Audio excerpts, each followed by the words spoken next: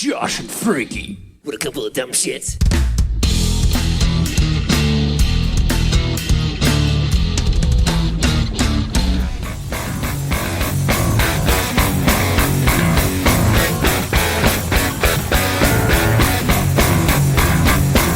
Hello, Primates! You found Primus Tracks. Congratulations! You can also find us in other places in the world, such as at Primus Tracks on Instagram.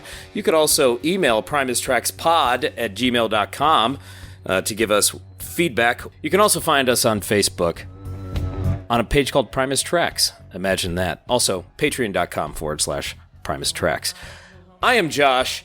Now with shingles, but this guy, he's got a whole roof over his head at Primus Tracks Towers in Mexico City. It's Frankie! Hi, Josh. Well, we're taking a detour today, Frankie, and I hope you're in for the ride. We've been talking about Sausages, Riddles Are Abound Tonight, the 1994 record with Les Claypool, Todd Huth, and Jay Lane, the Primus lineup that really made a lot of noise, literally and figuratively, in the Bay Area in the late 80s, which led to quite a spike in popularity for the band. However, in 1994, Les had to take a break from Sausage to play a particular Primus gig, and we're going to take a bit of a break from the Sausage record to talk about this Primus gig at a certain date and time and place you may be familiar with. Frankie, Woodstock 94. What does that conjure in your mind as a music fan when you hear the term Woodstock 94? Perhaps we could point out that this is a brand new segment, Legendary Show Dissection. Oh, it's even got a title. It's even got a category. So we're calling this a Legendary Show Dissection. Get your goggles, get your lab gloves, and your scalpel, and your tray, and we are going to cut the guts out of this thing. It's the Legendary Show Dissection. First thing that comes to my mind is a massive crowd. One of the biggest crowds Primus has performed in front of. Absolutely. And total mayhem. Total mayhem. And chaos. It really was. It was the biggest festival of the 90s. It was one of the bigger festivals you'll ever see as far as crowd and music artists in the United States. And I think it holds up as a legendary gig. A couple of things about this, Frankie. I'm sure you did your research too, but my understanding is that about 200,000 people paid to show up and enjoy the show there in Saugerties, New York, August 11, 12, 13 of 1994. What is interesting is that, yes, tons of people showed up to see the show, but it is my understanding that it was also a pay-per-view event. There's about 200,000 people that pay to go to the show, another X number of people that actually paid to watch it from the comfort of their own homes. I was not one of those people that got to do that because, one, I was 13, and two, I assume at that point you had to have some kind of cable box, and my parents were not at all interested in cable TV. But I do know some folks who did tune in, and I did a little reading on this. Apparently they filmed it in some proto-format of HD, high-definition video, professional filmers, but it was, I think, on the fly converted to standard definition. So maybe somewhere there are these data tapes with some high-definition video footage of our heroes slaying it at Woodstock 94. Will that ever see the light of day? I have my doubts, but one never knows. Lest we forget, Les's outfit for the event has even been cosplayed at Halloween shows. I must have forgotten that because that's a great little point. So if I recall, Les had his little black hat on. I don't know what style that hat is, but he had his American flag shirt, which I think portended to something that he played during that gig. His, his big old boots and pants and wallet chain hanging out. He had quite the outfit that night. Now, did that win the costume contest? I don't recall if it won, but it certainly got their attention. Oh. Les's and Cheney's. Oh, I'm sure.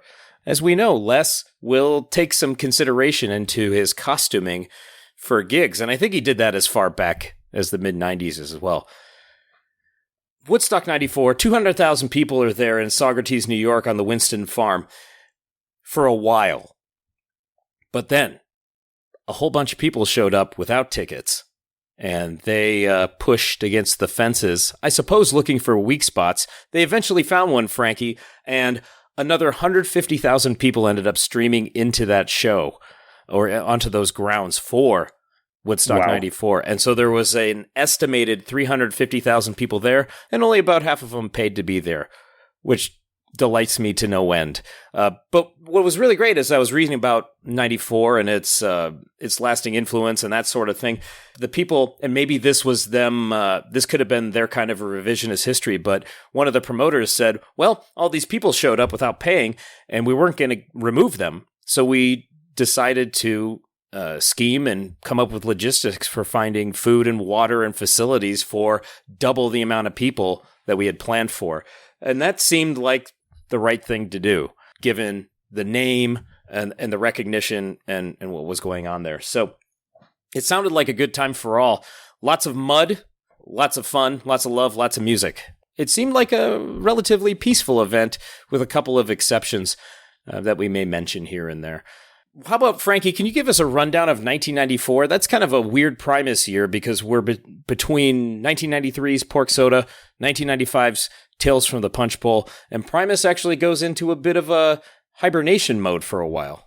It was certainly strange. They did perform some shows in the beginning of 1994, all the way up to April, and then nothing after the Fillmore in San Francisco. There's a 4-month gap before Woodstock 94, and then there's another gap until New Year's Eve.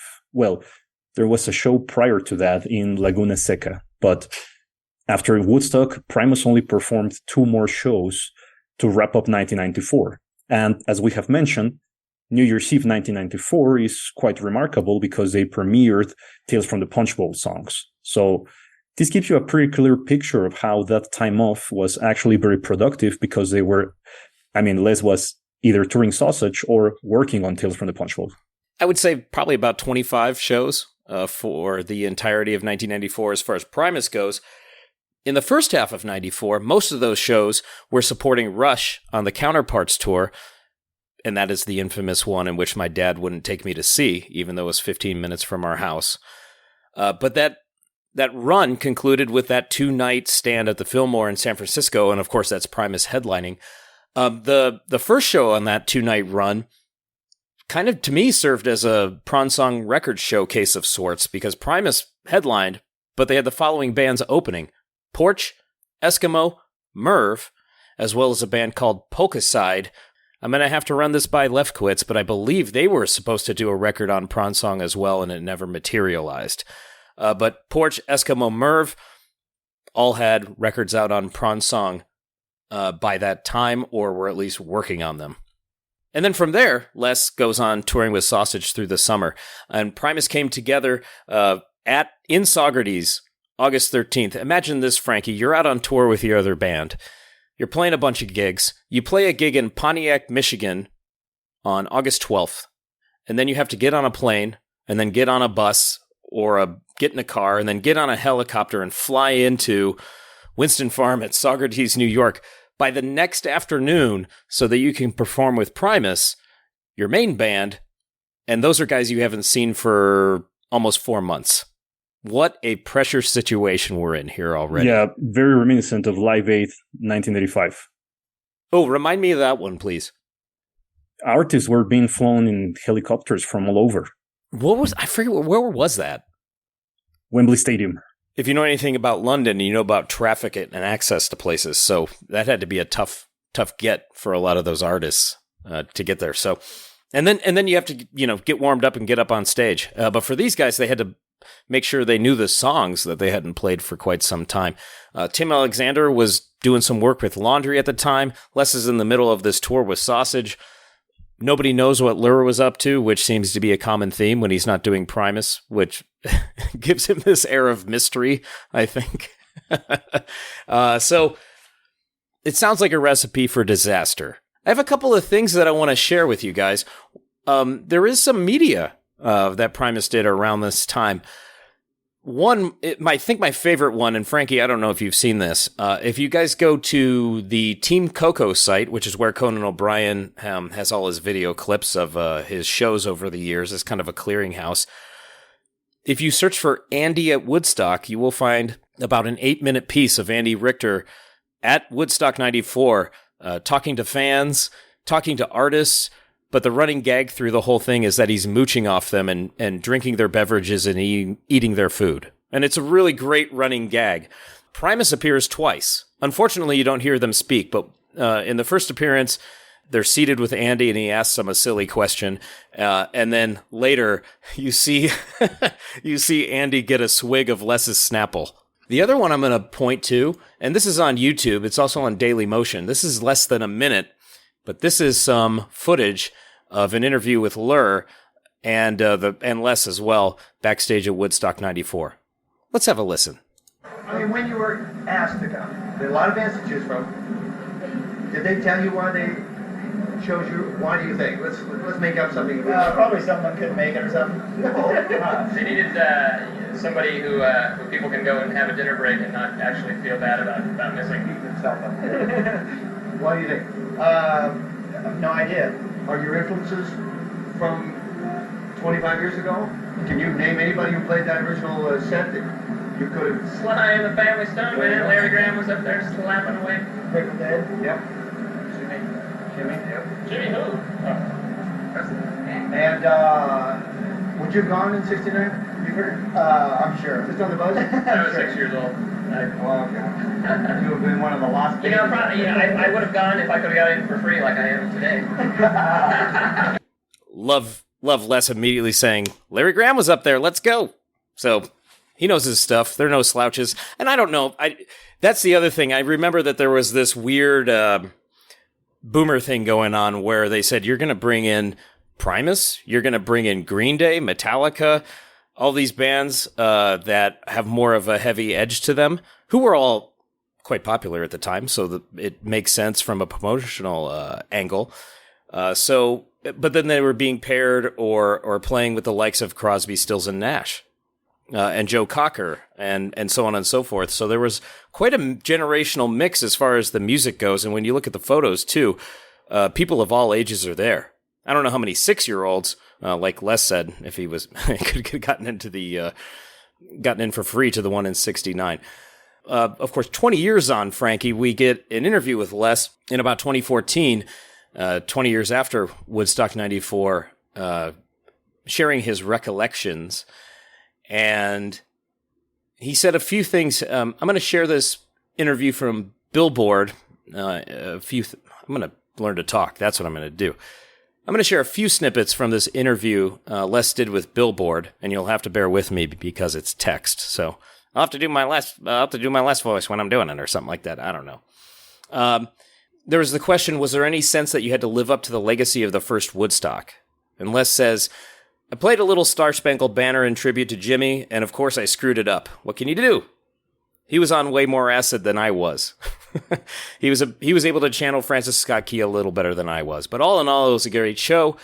There were some interesting things backstage. I remember Nine Inch Nails had this big black bus. I remember calling it the Semen Demon. This is less, remember. It was this ominous-looking thing. They were cruising around backstage, and somehow the driver ran into a power line.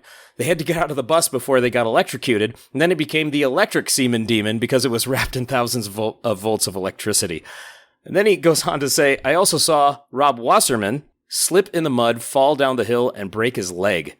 Oh, my God. Yeah, poor Rob Wasserman. As we know, Les played with him right around that time, right? It was at the BAMIs, 93, 94 BAMIs, correct? That's right, with Brain.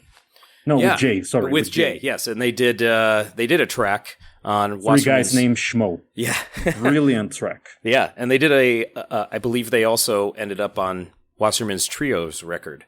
Les also said he got to see a little bit of the Cranberries, and he heard about Mike Dirnt of Green Day getting tackled by a security guard. Green Day's set turned into a giant mud fight with fans jumping up on stage, and somehow a security guard mistook the bass player for a fan and busted one of his teeth out. So Les has, he said he had a wonderful time, and of course, the bass cabs that he used were pelted with mud at one point. He says, even to this day, I think Soya said they're put away now, but you can still see the mud inside the cab from Saugerties, and I'm sure that's a great souvenir that Les treasures from that gig. Yes. Even in this interview, Les says he was pretty nervous about this gig at Woodstock because he says, I was in the dressing room trying to relearn parts. He says, I was petrified because we hadn't played in so long, and gazillions of people are watching this thing. He says, sometimes the planets just align and you have a great show, and it ended up being one of the best shows they've ever performed. That's precisely something that I wanted to bring up, Josh. When this kind of thing happens for artists or music groups, is it something that just happens, or do you think while they are performing, they actually have the notion that they are doing something historical, or that it's not going to be an ordinary concert down the line? At what point during the set do they realize that it's bound to become one of the best shows ever? Soya has told us that Les, of course, is extremely observant while he's playing. And so he's looking and listening to the other band members. He's looking out in the crowd. He's making sure the lights aren't too bright. There's a lot of things that he's looking at while they're playing. And I have a feeling that as an artist, you know when things are going well. But I don't know about when things are transcendent. That's a great question. You know, what is that feeling? Is it surprise? Is it something completely intangible that's indescribable, that you just have this feeling that you know you're doing something above and beyond what you normally do? Or does it come back later when you're listening to the tape? I can remember having to give speeches that I had prepped for weeks, and they can go okay. I was ready, but it just went okay. Whereas, to get a little personal, I was asked at my granddad's funeral, or the night before my granddad's funeral, I was asked to give the eulogy the next day. And he had been mayor of his town. He knew hundreds, if not thousands of people in this city, and there was a big crowd at the funeral, and all my family was there. It was just kind of plopped into my lap the night before, and I stayed up all night, got next to no sleep, just stayed up all night going over this outline in my head, and I fucking nailed it. I was so relieved afterwards, and I didn't really know that I did well until afterwards, after the service, when I was approached by some people, and they said it was wonderful, and I thought, yeah, I guess I did it all right. I know that's different than syncing with two other people and playing great music in front of 350,000 people, but that's as close as I'll probably get. If you look at this show from multiple perspectives, not only was it going to be witnessed by people there, but it was also going to be televised. Yeah. Plus, it's a huge festival. It's considered legendary. Plus, you haven't performed with this configuration of your band in a while. And I mean, it's not messing up in a small club in front of hundreds of people. It would actually be in front of thousands of spectators. The pressure was definitely on, but I do believe that Les thrives on pressure. I mean, just as much as he pushes his musicians out of their comfort zones, I think he also thrives on being pushed out of his. And his playing reaches another level when the pressure is on. Interesting analysis, and I would love to ask him that question sometime. Maybe VIP on the Frog Brigade tour. I'll sneak in and ask him that and get tossed out afterwards. But I would say so. He's a pro's pro. So those are the guys, they don't fold under pressure. It's the guys that are seasoned and prepared and know the significance of a moment, and they don't let it overtake them. And I think, with some of the clips we're going to hear tonight, I think you're going to find that they did very well that night and played a damn fine show. By the way, what was Bowie doing in '94? Why wasn't he there? He was quite busy recording outside and painting a lot. I wonder if he was one of many artists who was invited and turned it down. As the stories go, Nirvana had to turn it down, and then Kurt Cobain killed himself, so that was out. Alice in Chains had to turn it down due to Lane Staley going into rehab. Of course, there's a connection there because Jerry Cantrell joined Primus on stage for a guitar solo during Herald of the Rocks. From what I've read, Johnny Cash turned it down. And you know why, Frankie? They weren't going to put him on the main stage. Johnny Cash. He was dignified. He was going to be on a side stage. That's crazy. Yeah. Yeah, legend. So I see why he turned it down. Those are the three that come to mind, and I'm sure there are more who said no. And of course, infamously, Bob Dylan turned down the first Woodstock, even though he lived in New York at the time, but they coaxed him into the second one there. Bob Dylan did have a tendency to turn down a lot of things. That guy's kind of a weirdo. Let's run down that set list. Do you want to do that? Do you want to run down the set list? Sure. The show opened up with To Defy the Laws of Tradition, Here Come the Bastards, Those Damn Blue Collar Tweakers with Star Spangled Banner, Tease, Bob, My Name is Moth with the legendary phrase that Les said to the crowd. Jerry Was a Race Car Driver, particularly heavy rendition. Seas of Cheese, which actually is quite peculiar because if you remember, it actually has some cymbal action from Tim Alexander, which was extremely unusual for a Seas of Cheese performance at the time. It was pretty much upright and vocals. Yeah. That's it. And this track actually made it to Mrs. Blaylin as a bonus track, or perhaps as a B-side. The Air is Gary and Slippery, Nature Boy with Hello Skinny thrown in the middle, and Harold of the Rocks featuring Jerry Cantrell. That's Woodstock 94. They also came back out for an encore in which they played about a minute of Master of Puppets, which I think. Oh yes, got I the crowd forgot. going, I forgot yeah. because that was an add-on. Yeah. Yeah, they came back out and threw Oh, that and up there, and there. Nature. I remember Nature Boy was also performed prior to Harold of the Rocks. Yeah, you had that in there. And that Master of Puppets clip of Primus playing it at 94 there made the rounds recently on, I don't know, one of these websites in which people just throw up video, and then all of a sudden it was making the rounds again. What? Look at this amazing bass rendition. I was like, yeah, I remember that. It's been around for a while. It's fun, and I love seeing when people discover these kinds of pieces of footage of Primus and go, "This guy's amazing," and I go, "Yeah, welcome to the club. Join us." I'm not going to be a gatekeeper and go, "Yeah, I knew about that 30 years ago." I was like, "Shit, yeah, it's great. They sound good." Well, let's listen to a few clips here. I'm going to play a little bit of crowd banter here. Let's get a sample of the sound quality, first of all, of Frankie's recording of this. Well, not Frankie's recording. 4-year-old Frankie there holding up a microphone. Yeah! This is a recording that Frankie provided to me, and it's the best quality recording of this show that I've ever heard. Take a gander at this audio quality, and then I'm going to play a little bit of stage banter here.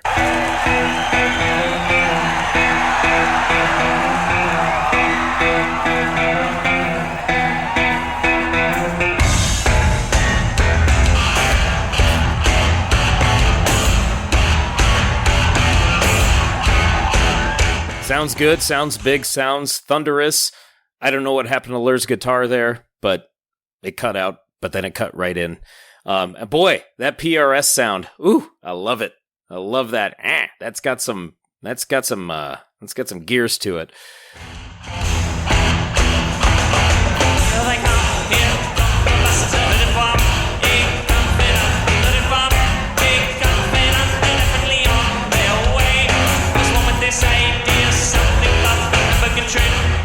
I had to play that because he says hamburger train there as opposed to hammerheaded shark. And so he made that adjustment years and years and years ago and still uses hamburger train as opposed to hammerhead shark.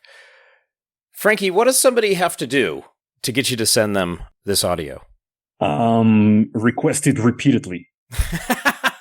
It's an interesting show to collect because I don't recall where I got the other tracks, perhaps from an official broadcast, but before I had the full show for several years, I only had the tracks that were included in the Extra Cheese CD from the very hard to find Best Buy edition of They Can't All Be Zingers. Right. Just the fact that they took the liberty to press a bonus CD with some songs from this concert gives you the idea that they do consider the show quite legendary. Right. Yeah. It was good enough for them to put it out there. And they haven't put out a ton of live stuff on official releases over the years. Of course, much to our dismay, we would love to hear more of it. These tracks do sound great, and the audio quality is quite nice. I have a feeling you're going to get hammered with requests on Instagram and the Primus Tracks Facebook page and so on. So I will funnel them all to you. Let's forward to a little bit of banter here doing Here Come the Bastards. Les, giving the crowd some perspective. I'm not very good with numbers, but I would classify this as a shitload of people.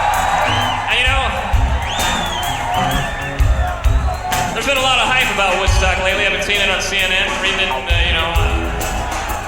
World, USA, all these things. And heard a little criticism about Woodstock '94. But how it's a little too expensive and this and that and the next thing. Now I know that you're having a hell of a good time. But you possibly might be saying, oh, it's a little expensive. If you start getting those thoughts in your mind, just think of one thing. Barbra Streisand. I guarantee you, if you went to a Barbra Streisand concert, you'd be spending a shitload more money. And you wouldn't have, I don't know, unless you're another thing. You wouldn't have nearly as much fun. And I guarantee you... So Les gave the audience a little bit to think about there and goaded them into some chants of "Here They Come," of course. And of course, Frankie, you don't hear Lur's microphone at all. As usual. As usual. From there, we get Tweakers. You can hear a really nice sweetened recording of that on the official Woodstock '94 double LP release, double album release. I, of course, went out and bought that right away when it came out later in 1994 because Primus was on it. But I will say, other than wearing out that track and, of course, the Metallica track on the second disc, there were a lot of great performances on that album, and it kind of opened me up to new music, Frankie, because this is at a time where I was just obsessed with Primus. Like that was the thing, and I really liked a lot of this heavy music that was new and scary to adults. So of course it was great for me, but it really opened up my ears to other artists like Melissa Etheridge. I really like her track on there, and Blues Traveler. The Blues Traveler track was great. The Sheryl Crow track I enjoyed. So there were a lot more. Oh, and the Joe Cocker track. Oh my gosh. I actually, at age 13, 14, all of a sudden I was going, oh, that guy's cool. And I didn't know who he was, and I didn't have access to his records, but I thought that dude was all right. So there was, which is funny because the track he performed is called Feelin' All Right. Really great double disc for me to expand my musical horizons and find things that sounded great to me, but also really cool to see Primus in the mix. Also, I want to point out that the tone Primus had for the performance was fantastic. The drums sound huge. Les's basses, all of them sound great. Larry's got that chunky PRS just grinding through. They do sound fantastic. And I really did, for quite some time, I didn't like listening very much to the studio version of Tweakers because I thought the Woodstock '94 version just blew it out of the water as far as audio quality goes. And that was at a time where I really didn't like live versions of songs because I wanted what was on the record.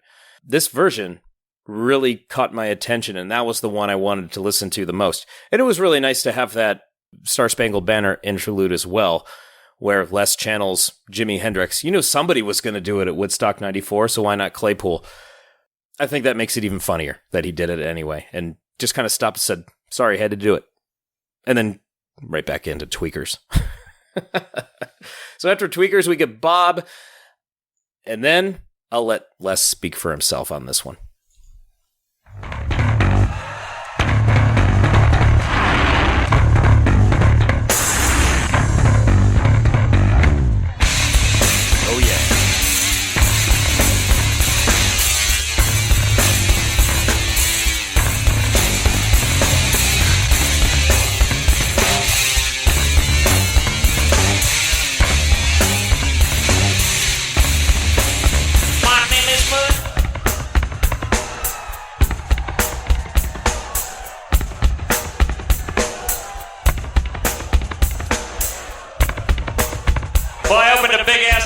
With that one, didn't I? The song is called My Name is Mud. But keep the mud to yourself, you son of a bitch.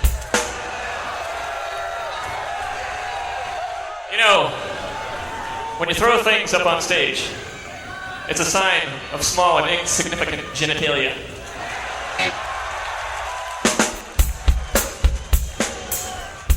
Legendary.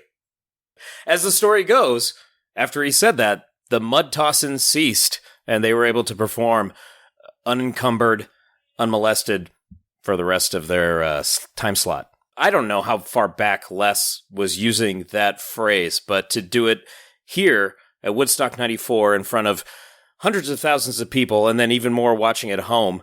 And to further that, we should note that many people reported, whether apocryphal or not, that Primus had the biggest mosh pit of any of the bands to perform at this festival, which is pretty incredible in and of itself, that he's able to control the crowd like that. I don't know, Frankie, how far back does this phrase go? Is this when he cracked that egg? I don't know. No, I think he was accustomed to dealing with hecklers. I mean, there's an entire song about it. But I do believe this was one of the worst incidents so far. Yeah. And something very peculiar, if you watch the video, is that there's a moment where the camera focuses on Herb because he's the only one left playing. And then he just stops and he walks off the stage in his overalls. Oh, okay. I guess I don't remember that. So he just stood up and walked off and waited to come back on as soon as things cleared? Or maybe anticipating they were not going to continue playing. I don't know. Yeah. Maybe he thought Les was going to go on a tangent. Yeah, I'm not going to sit here and play this beat through this rant. I'm just going to go get a drink of water. Good mention of Herb in his overalls, by the way, because that's a great look on the guy. And, of course, Larry was wearing his legendary Sessions t-shirt. Wonder if he still has that thing. Right on. and some jean shorts. Now, that's a relic of the 90s. Some jean shorts. I still don't understand that. They're so uncomfortable. Why did I do that? Bad choice. All right, so after that mud incident, we get Jerry, Seas of Cheese. The air is getting slippery. Quite a rendition of it, too. Pretty up-tempo. In fact, a lot of these tunes were up-tempo. Got a pretty cool Nature Boy that clocks in at around 9 minutes. And I'm actually going to play the end because Mr. Tim Alexander, really lets it rip.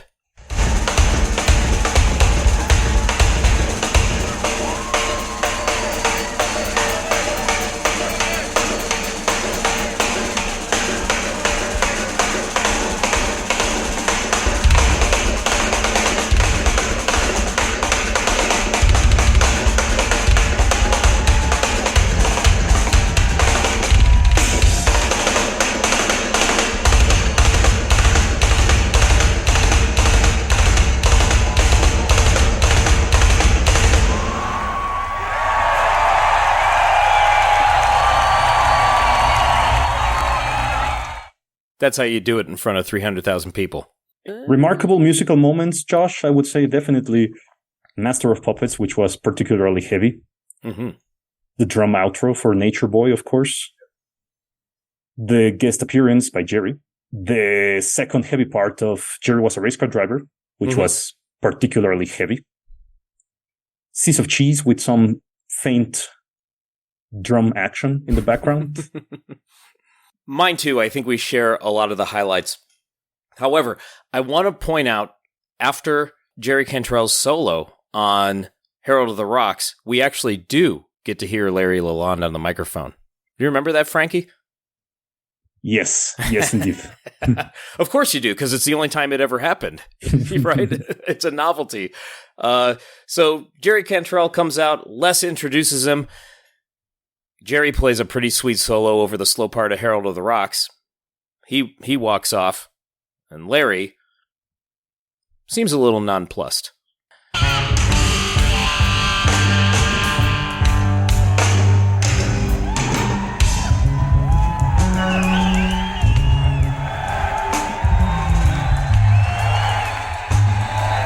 Jerry Cantrell from Alice in Chains.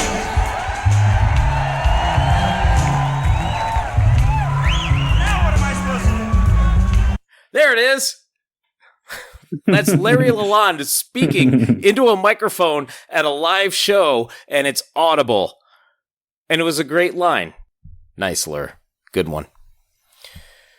So that also stood out to me. But boy, Star Spangled Banner, the mud incident, the Barbra Streisand thing is pretty funny. The sound, Herb's killer drum ending. We might as well listen to some of that Master of Puppets to round it out.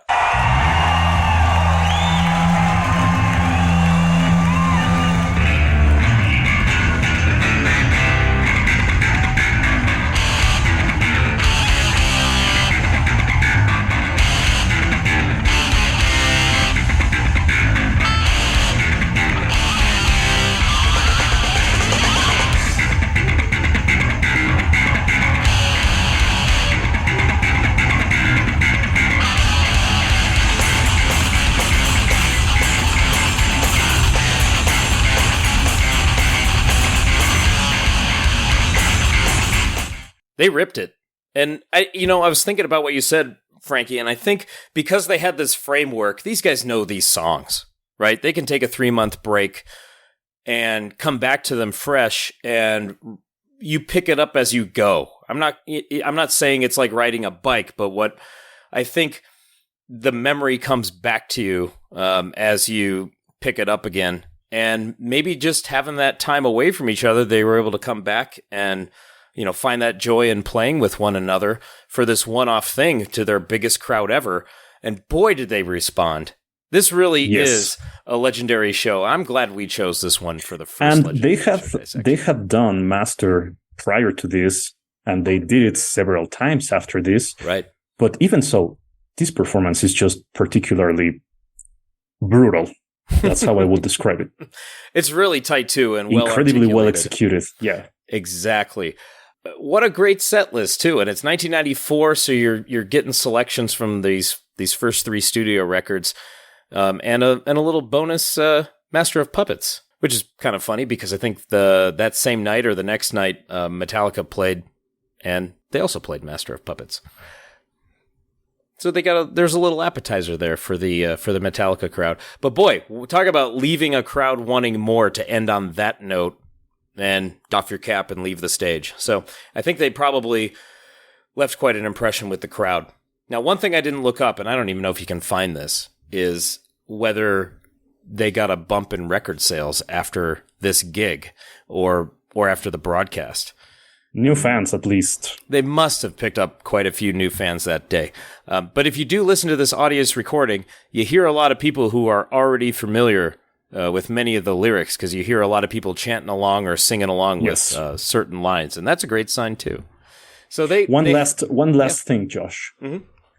Something else that makes this particular show remarkable is the fact that it was a festival date. Why? Because we know that bands usually play it safe on festivals, right? They stick to the hits. They don't deviate from the structure of the songs. I mean, they just try to perform as closely to the record as possible and, to avoid any kind of mistake. So I think the odds of a festival date being a legendary show are usually slim. And in this case, I don't know if it had anything to do with this particular festival. It could have been any other. I don't know.